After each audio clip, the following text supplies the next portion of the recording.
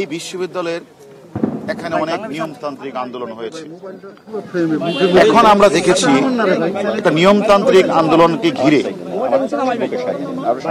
একটি কোঠা বিরোধী যারা আন্দোলনটা করছেন তারা একটা আন্দোলন করছেন আমরা দেখেছি।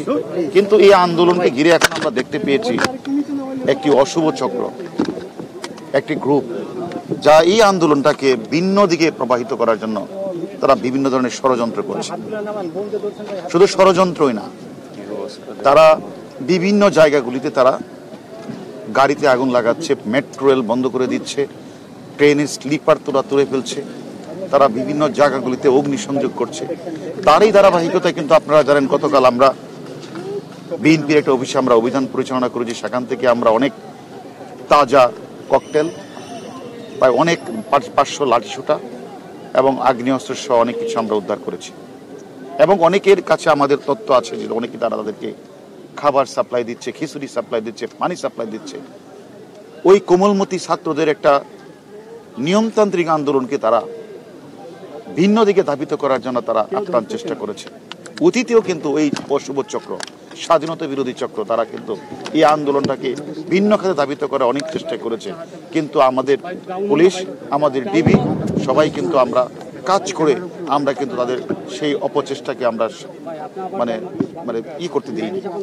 কিন্তু এখনো আমরা লক্ষ্য করছি একটি গ্রুপ, একটি চক্র, তারা ভিন্নভাবে তারা অর্থ বিনিয়োগ করে, পানি সাপ্লাই দিয়ে, তারা সেখানে আগ্নেয়াস্ত্র, লাঠিসোঁটা সাপ্লাই করে তারা এই আন্দোলনটাকে তারা ভিন্ন দিকে ধাবিত করার জোর অপচেষ্টা চালাচ্ছে।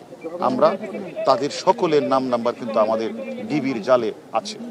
আমরা তাদেরকে গ্রেপ্তার করার জন্য আমাদের প্রত্যেকটা টিম কিন্তু কাজ করছে।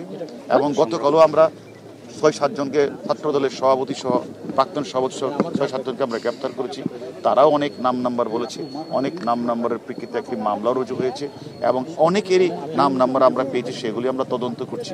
আমরা মনে করি আমরা এই প্রিয় ক্যাম্পাস, এই ঢাকা বিশ্ববিদ্যালয়ে কেউ অরাজকতা করে, হলের প্রবেশকে জিম্মি করে, হলের মধ্যে ভাঙচুর করে তারা যদি মনে করে তারা আন্দোলনকে তারা সাকসেস করতে চায়, তাহলে তারা বুকার স্বর্গে বাস করছে।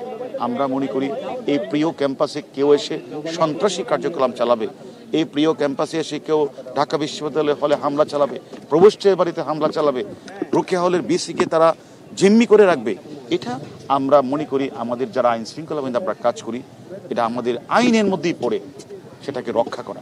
এবং সেটা রক্ষা করতে গিয়ে আমরা আমাদের যেটুকু দায়িত্ব আমাদের আছে, আমাদের মধ্যে যেটা করার দরকার আমরা সেটাই করব। এই বিশ্ববিদ্যালয় ক্যাম্পাসে কে অরাজকতা সৃষ্টি করবে আর আমাদের আইন শৃঙ্খলা বাহিনী আমরা তাকিয়ে দেখব, এটা অতীতে হয় নাই, এখনো হবে না। অবশ্যই প্রত্যেকটা আন্দোলনের যৌক্তিক থাকে।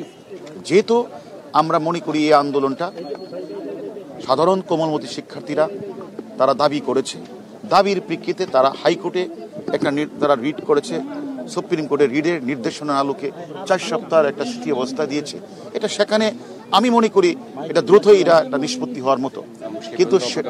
কিন্তু সেটাকে তো এই আইনটাকে তো আমাদের রেসপেক্ট করা উচিত এবং আজ মহামান্য সুপ্রিম কোর্টের রায়কে আমাদের রেসপেক্ট করা উচিত।